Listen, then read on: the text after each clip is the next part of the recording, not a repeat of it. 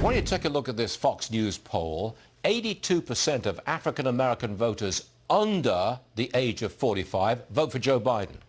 88% over the age of 45 vote for Joe Biden. Stacy Washington is with us, Black Voices for Trump member.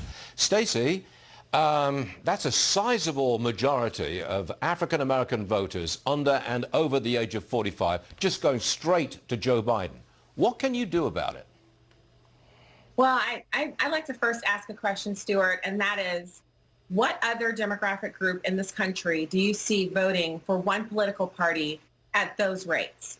Not one other party. Now, turn on the news, and every other channel besides this one constantly paints race as the #1 issue facing Americans who happen to be permanently tan like myself. So the idea here is that there's a narrative.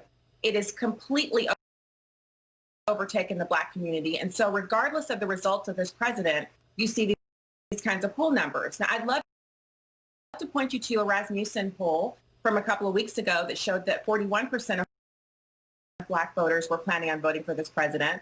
And I also want to highlight the fact that it is actually dangerous in your own community to say that you support President Trump or to wear T-shirts or hats. It gets you subject to being ostracized and really cut off from your family members. I've experienced that. I have family members who are no longer speaking to me because of my support for this president. So this is a serious issue. I believe the president is doing everything within his power to win the Black vote. I am out there doing the same. I want to see this president reelected, but I think it's worth highlighting that we're the only people in America. We are a special part of America. We are integral to this country, but we're constantly told that the only thing that matters about us is our skin color, and that is wrong. We are whole people who care about finance and business and jobs and children and making a home.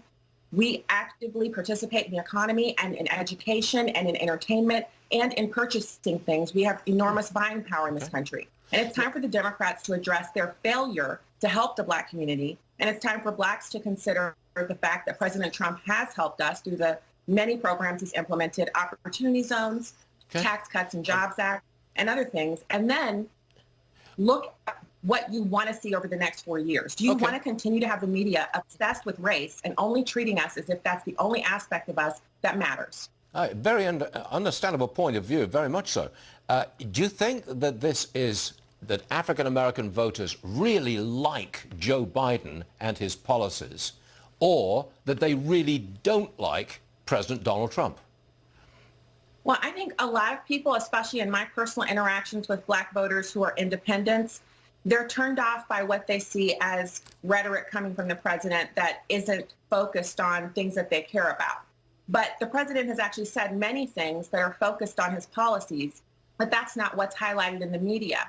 So there's a disconnect. If you're only watching MSNBC and you're only watching CNN, you're only hearing things that the president has tweeted about that are made to paint him as if he's a racist. But if you look at the White House press briefing, the press corps, the items that are coming directly from the White House at the White House website, you'll see that the president not only speaks every day about issues, he meets with world leaders, and he addresses policies that are geared towards different segments of America and the entire country.